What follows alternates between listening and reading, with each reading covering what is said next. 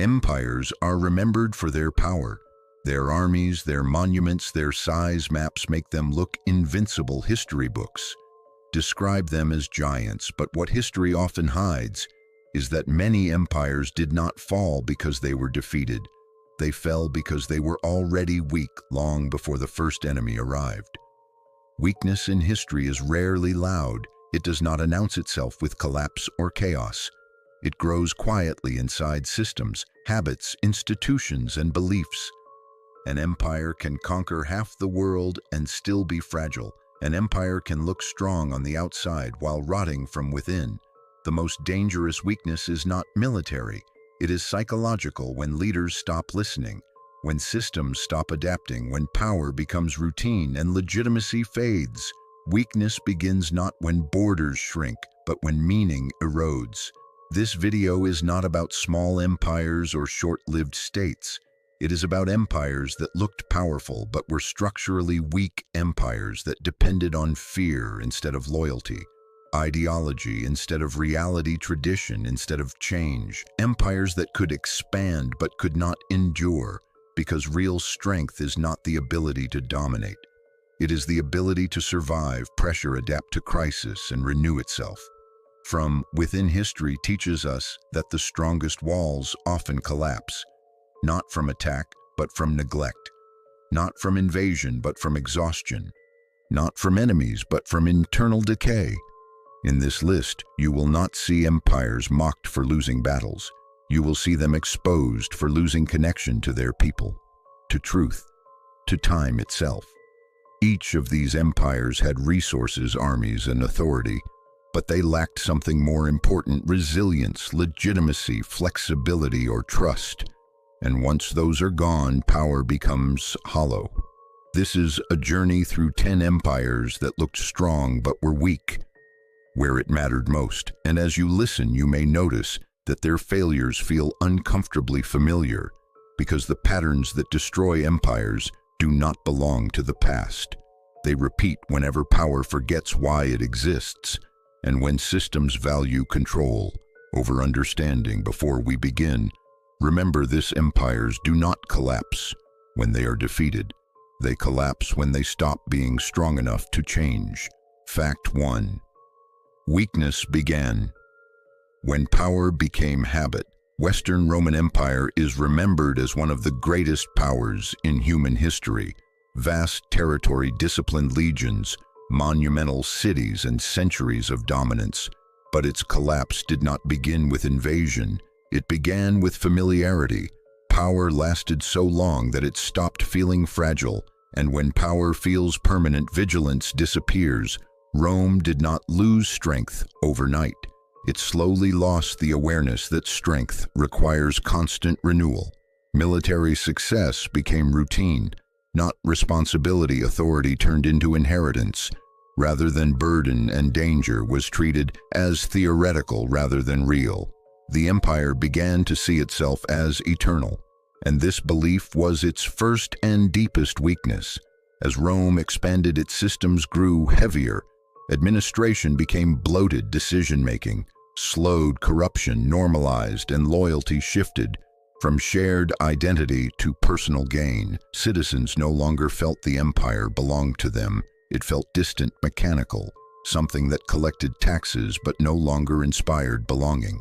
The Roman army still existed, but its character changed. Legions were increasingly composed of mercenaries fighting for pay, rather than citizens defending a shared world.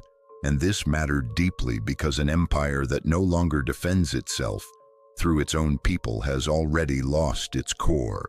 Rome's soldiers protected borders but not meaning, and when payments failed, loyalty evaporated. At the same time, political instability hollowed out legitimacy.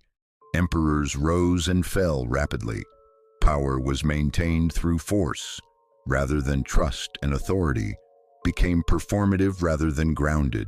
The system continued to function, but its spirit was gone. This is the most dangerous stage of decline, because decay becomes invisible.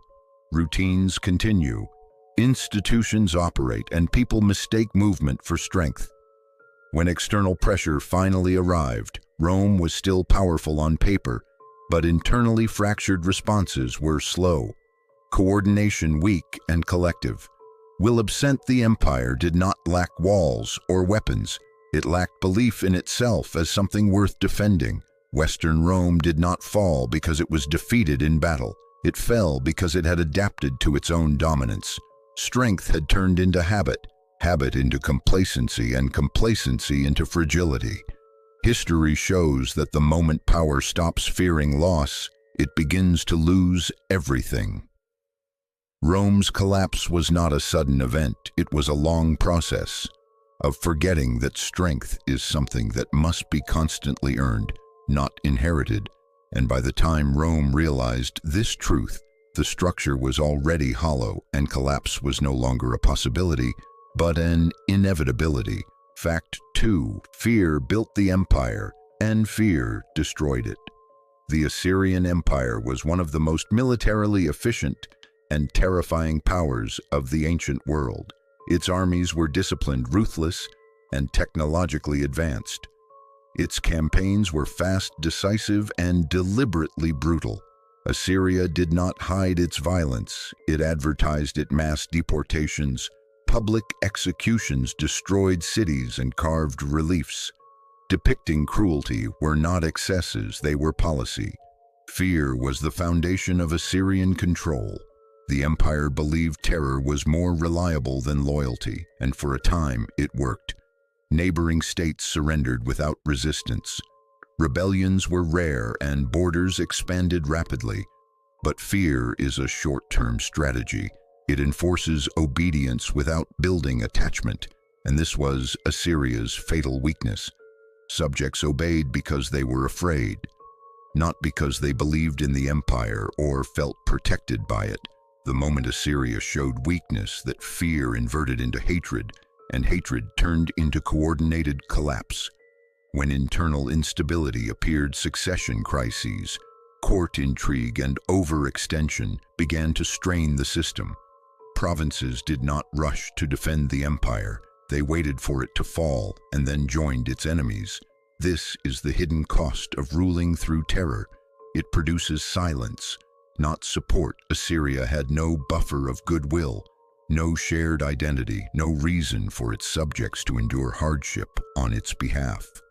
Once military dominance faltered, the empire's control evaporated almost instantly. Former vassals revolted, allies disappeared, and enemies converged. The final destruction of Assyrian cities like Nineveh was not just conquest, it was revenge. Fear had unified resistance across regions that otherwise had little in common. The empire discovered too late that intimidation creates efficiency, but destroys resilience. A system built on fear cannot absorb shock because it lacks loyalty. When pressure arrives, it shatters instead of bending. Assyria was strong in force, but weak in legitimacy. It mastered conquest, but failed at cohesion. And history delivered a brutal verdict. The empire that ruled by terror was remembered not for what it built, but for how completely it was erased. Fear created obedience, but it also ensured that no one would mourn its fall. And this is one of the oldest lessons of power. An empire can be feared and still be fragile, because fear compels submission, but only trust creates endurance. Fact 3. An empire that ruled without being loved. The Aztec Empire was powerful, organized, and wealthy. Its capital, Tenochtitlan, was one of the largest and most impressive cities in the world. At the time, with advanced engineering, complex administration, and a strong military presence on the surface, it looked formidable, but its greatest weakness was social, not military. The Aztec state expanded through conquest and forced tribute. Surrounding peoples were not integrated.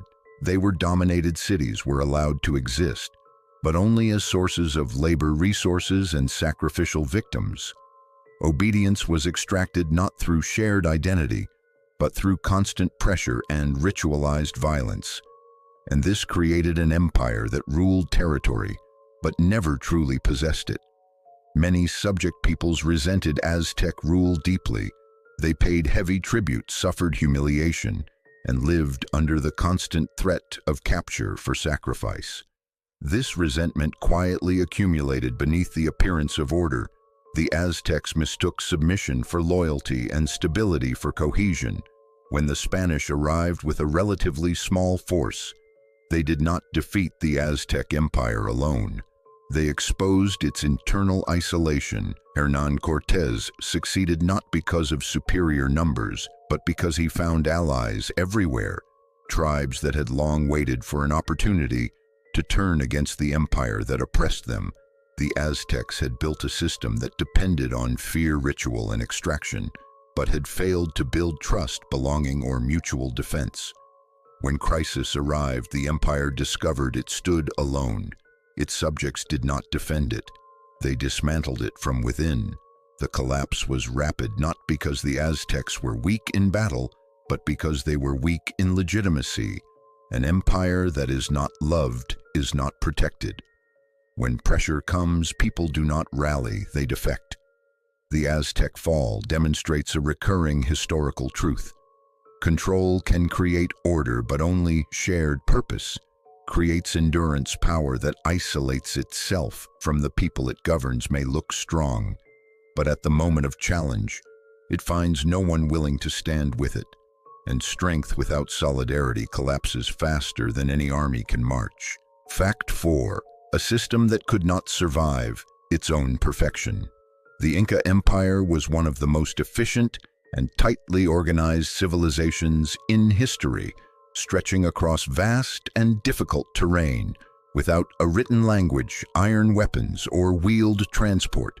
Yet it functioned with remarkable precision. Roads, administration, storage systems, and labor organization were all centralized and carefully controlled on the surface.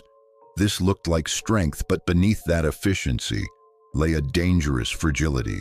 The Inca system depended almost entirely on central authority.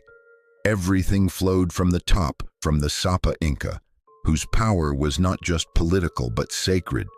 When leadership was strong, the system worked flawlessly, but when leadership was disrupted, the entire structure stalled.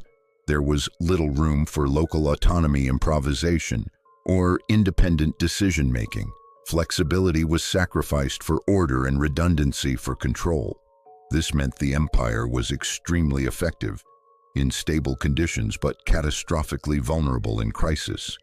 When smallpox arrived ahead of the Spanish, it killed the emperor Huayna Capac and his heir, triggering a brutal civil war at the very center of power. The system had no mechanism to absorb this shock because authority could not be decentralized. Loyalty was vertical, not horizontal, and once the top fractured, the rest followed. When the Spanish entered the empire, they did not confront a united state.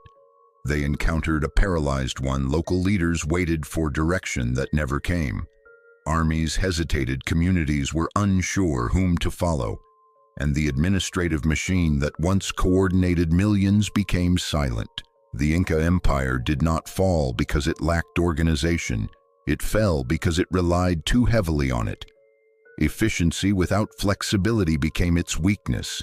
An empire designed to function perfectly under ideal conditions failed the moment conditions changed. History repeats this lesson again and again.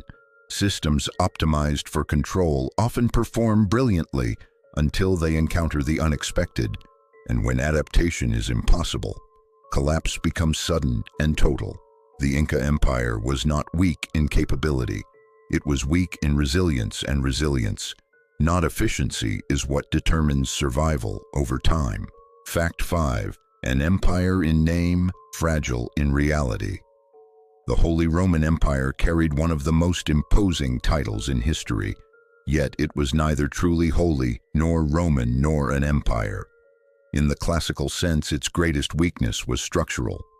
From the beginning, power was fragmented, dispersed among princes, bishops, city-states, and local rulers who owed nominal allegiance to an emperor with limited real authority.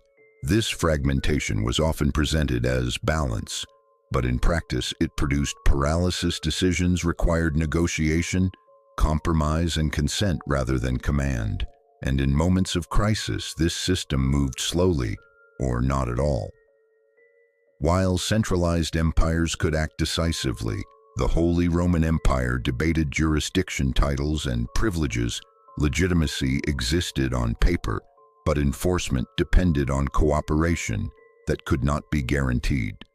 Loyalty was personal, local, and conditional, not collective. The emperor ruled by persuasion, not control, and persuasion fails under pressure. The empire survived for centuries not because it was strong, but because it was flexible in avoiding decisive action. But this flexibility was also weakness because it prevented reform coherence and unified response to external threats. Internal conflict, religious wars, and economic change exposed how little the center could actually do. The Reformation fractured the empire further as princes chose faith over unity, and the emperor lacked the power to impose order without consent, which never came. What collapsed was not territory, but authority.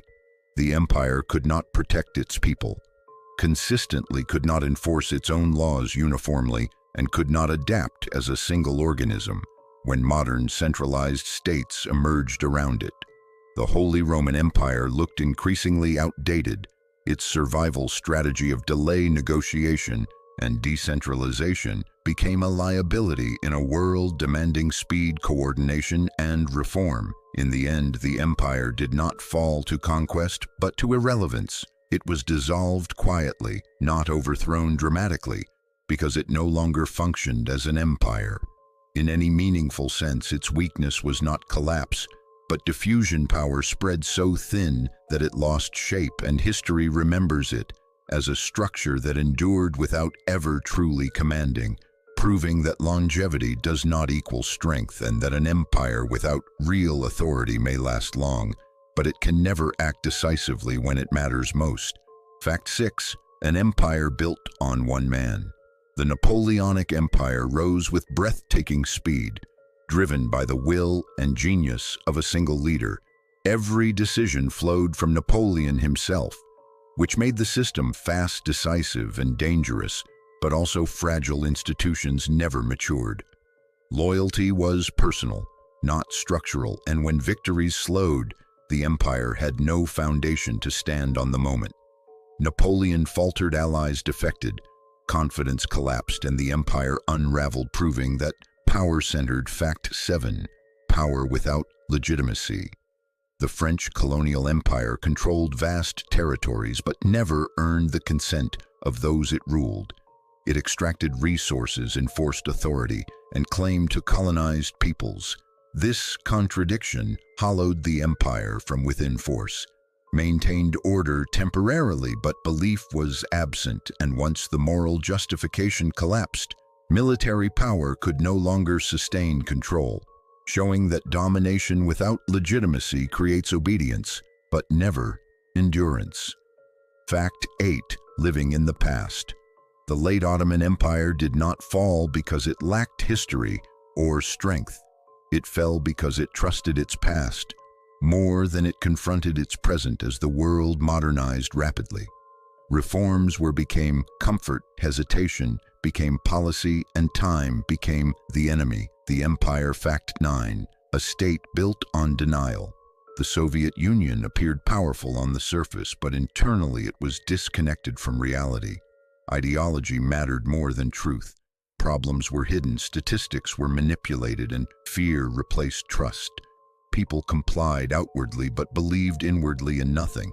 And when fear stopped working, the system had no credibility left, revealing that a state can control behavior while quietly losing belief until collapse becomes unavoidable.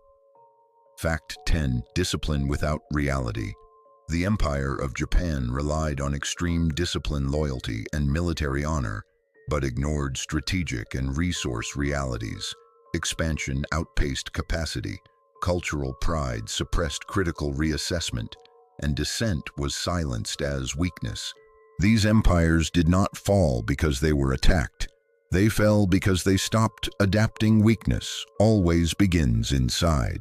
If this changed how you see history, Subscribe for more stories that question power, civilization, and control. Strength is not domination. It is the ability to change before collapse arrives.